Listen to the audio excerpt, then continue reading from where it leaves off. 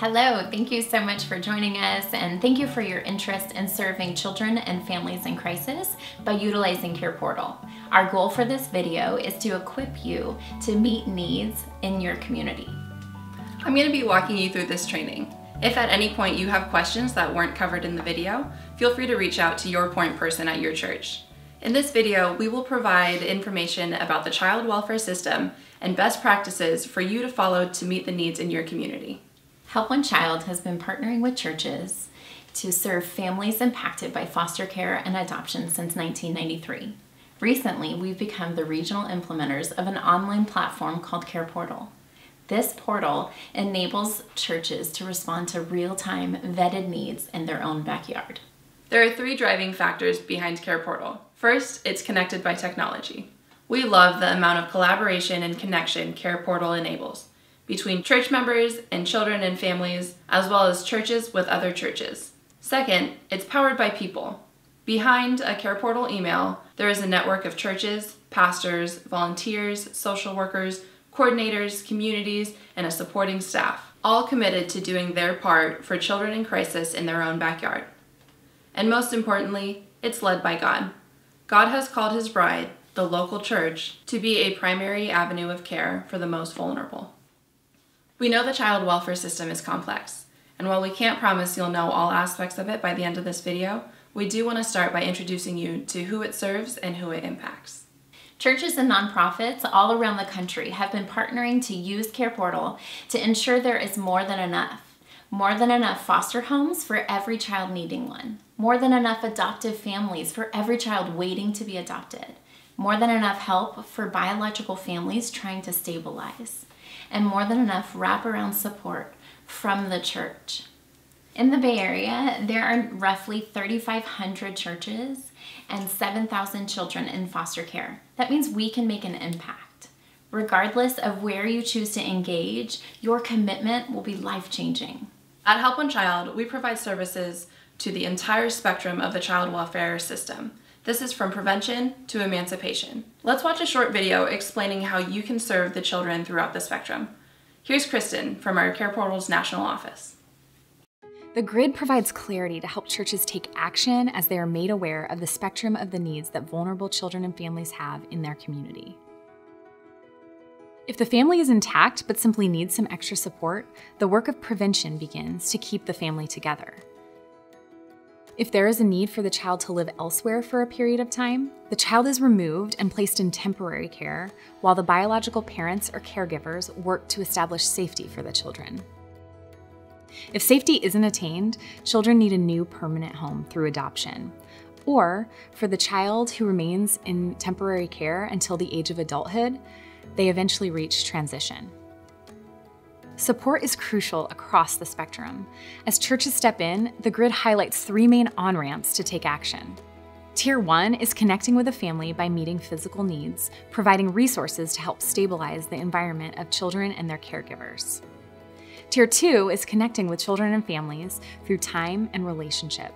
This could be through mentorship, babysitting, or other relational supports. Tier 3 is connecting by opening your home to children or families, whether temporarily or permanently. The grid is not a prescription or a program, but a window to see the possibilities for supporting vulnerable children and families in crisis across the child welfare spectrum. Regardless of where you get involved, there's opportunity for all of us to connect and care. As Kristen stated, there are three on-ramps for your local church to engage with this population. For the purpose of this training video, we're going to focus on the best practices for Tier 1. Tier 1, meeting physical needs. Within our society, there are standards in place to make sure children have proper care. Things like running water, heat, electricity, even having a mattress. We hate hearing stories of children being removed from their family or children awaiting reunification because parents are not able to meet the necessary standards. We believe that's where the church comes in. It's true. By people like you stepping up and providing tangible needs, children will be served. We are so excited to see families remain intact. Children being placed with family and non-family relatives, as well as biological parents being reunited with their children, all because of the help of the church. The greatest cause for families falling into crisis is isolation. It's wonderful that the church can come alongside families in need by providing tangible items, but we hope it doesn't stop there. Around the country, we've been seeing organic relationships develop between church members and families in crisis. We hope these opportunities present themselves in your church and in your area. As for Tier 2 and 3, we hope that in the future you continue to step out in faith and join us by meeting relational and familial needs. I'd like to show you another video.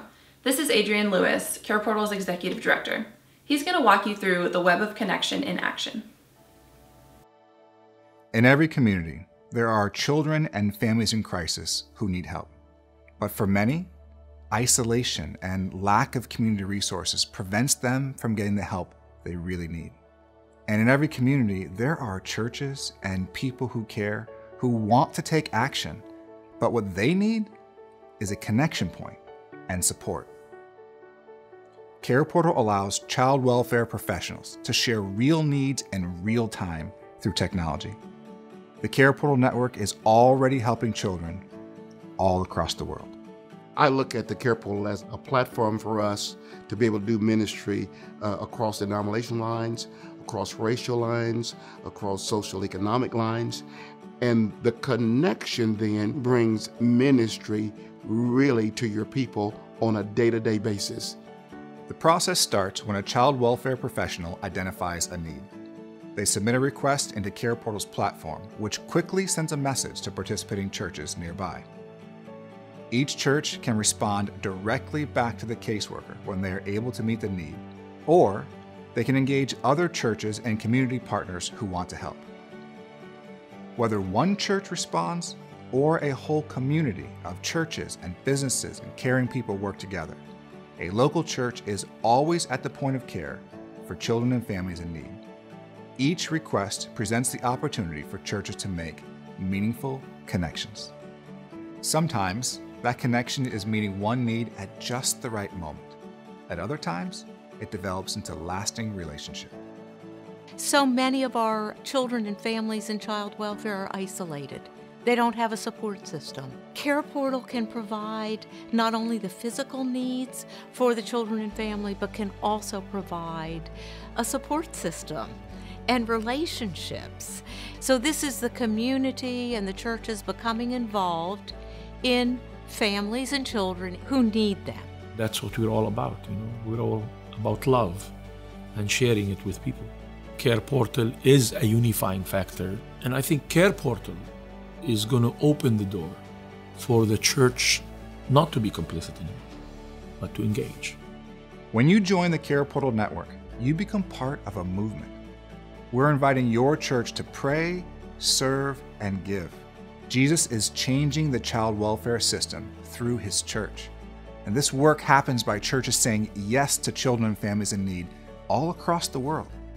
So dream about how your church can be part of the movement. Let's walk through the process. When a social worker submits a request on behalf of the family, they are prompted by a series of questions. First, they identify the level of urgency or how quickly the need must be met. Is this need critical and needs to be met within 24 hours? Or can this need be met within 7 to 10 days? Next, each need will be categorized into one of these 12 purposes. You could be providing bunk beds to an under-resourced grandma in order to make a placement happen. Or maybe it's a set of dishes for an emancipating youth moving into their very first apartment. Or you can support a youth with football gear, a teen with a prom dress, or a student with an art class. This all improves their well-being and is supporting normalcy in their life. Each church has already determined a point person who will receive the needs via email. By now you should know who your point person is for your church. It is likely the person who sent you this video. Once notified, your point person will forward the request to everyone in your congregation participating in CarePortal. If you are able to meet the need, then simply respond to the email and you will be put into direct contact with the social worker who posted the need. Just to be clear, your church will not be the only one notified if there's a need. So if you can't meet a specific need, just feel free to ignore the email. But when a church can meet the need, they'll be in contact with a social worker who will then make arrangements for the family and church to make a connection. Another approach mentioned earlier is for churches to partner together to meet needs. We know that in areas of concentrated poverty, there are under-resourced churches. There may be a church more appropriately positioned to build an ongoing relationship with the family in need. Your church could provide the tangible item and partner with another church who will make the physical connection. A question I often receive is, what if multiple churches respond to the same need? How will I know if the need is already met? When you click the Respond button on the email request, you will see a page similar to this. A list of churches who have already responded will show up at the top under Previous Responses to this request. As you can see in this example, Solace Church has responded. You may find that a church responds, but their message states that they only have a partial fulfillment of the need. This is a great opportunity for your church to partner with another church to ensure the whole need is met. The lower half of this page lists the churches and the small groups within the designated radius that have also been contacted regarding this request. A useful up-to-the-minute tool on CarePortal's website is the map. Take a look at the entire country. You can see the big picture of how God is using the church to make an impact on the vulnerable children and families across the nation. Zoom in on any county or state to see that churches are meeting needs. Across the top of the map, there is a key bar which enables different filters.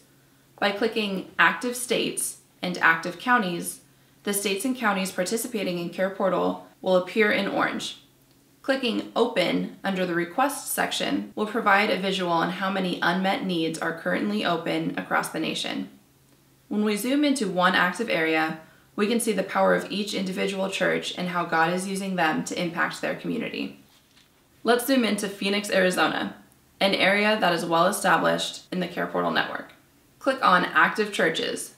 The orange crosses that appear represent churches that are participating in CarePortal. By clicking on one of the crosses, you can find out more about that particular church and their CarePortal activity. Now let's click the Open Request button. Each red exclamation mark represents an open request. Clicking on any one of these will pull up the details for an individual request.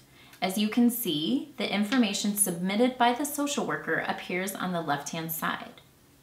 From each need, the red lines link to all churches within the designated search radius, in this case 30 miles. These were the churches notified of the initial request. If multiple churches respond, their response shows up on the dialog next to the description of the need. At any time, you can also filter through the open requests by utilizing the Filter by Request search bar. If you have an item that you would like to donate, like a crib, you can search for that specific item and only requests with that keyword in it will appear. The final and most impactful feature of the map is the Stanley icon. By clicking Children Served under Requests, you will see the icon affectionately named Stanley appear. Stanley represents one child impacted by the work of CarePortal through the church. Click on a single Stanley icon to find out more about the child impacted and the type of request that was met. The red lines link the met need to all the churches originally notified about the request, but the green lines link the Stanley icon to the church or churches that fulfilled that specific request. What a powerful visual to see every child impacted by the church being the hands and feet of Jesus. We want to see you participate in these 3 avenues of connection. The first ask is to pray. Joining together as a team to pray for the direction of your ministry, the heart of your congregation, and that God will use these connections to further His kingdom. Your point person will be hosting a monthly prayer huddle. It is a brief 15-minute huddle to come together and pray for these needs met and unmet each month. This will also serve as a time for stories and feedback to be shared. We believe that these huddles will serve as an opportunity for encouragement, education, and community within your church. Second, we ask that you'll serve. As a team, we hope your church meets at least one need a month. The story of the Good Samaritan is a familiar one, but what always strikes me the most is that Jesus makes it so clear that the Good Samaritan was moved out of compassion. We hope that as you serve, that you do so joyfully and also out of compassion. Our last ask for you really is that you would give. At this point, your church has already committed to partner with CarePortal by giving $100 a month for the upkeep of the platform itself. And now we ask you that you would consider being a financial partner of Help One Child to ensure that our ministry can grow and expand its services and its support to additional families in need. Over the years, we've learned some practical tips that we would encourage you to follow. Number 1, confidentiality. All details the social worker provides via the platform will omit any confidential information. We trust that no identifiable information will ever be shared without the family's consent. As you can imagine, families working with the child welfare system are in the middle of open court cases. It's incredibly important that you respect and actively work to maintain their confidentiality. Stories are personal and they're really theirs to share. If a person in need feels comfortable enough to share a portion of their story, their life story with you, please do your best to maintain its confidentiality and respect their privacy. This includes pictures and personal information, especially social media. Number 2 is practice empathy. People come from varying backgrounds and experiences. Just like we don't want to make assumptions about what brought you to this place, we want to encourage you not to make assumptions about the family you will be interacting with. So what do we mean? Well, goodness, we have no idea what has led this family or person into the crisis they're now in, and we need to avoid any assumptions. In fact, there almost always is more going on than even the one need that's been identified. I want to be clear about something. Your role is to meet that need that was identified. It's not to go in and fix the greater problem or what you might see as the issue. If you happen to spark an organic relationship and have the opportunity to make a new friend, would you commit to just journeying with them and meeting them where they are? It's important that we continually check our heart and make sure that we are straying far from any concepts that we might fix something or even save them. Number 3, go 2 by 2. If you're going to somebody's home, always go with another person. Jesus sent his disciples out 2 by 2 for many reasons. It is wise for you to stay above reproach to protect you and those who you are serving.